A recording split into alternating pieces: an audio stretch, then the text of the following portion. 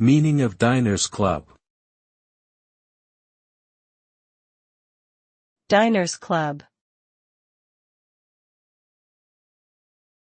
Diners Club. Diners Club. Diners Club. Diners Club is a charge card company that was one of the first credit card companies in the world. It was founded in 1950 by Frank McNamara, who forgot his wallet at a restaurant and had to call his wife to bring him cash.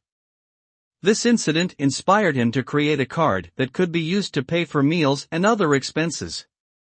Today, Diners Club is owned by Discover Financial Services and offers a range of credit cards and travel benefits for affluent consumers around the globe.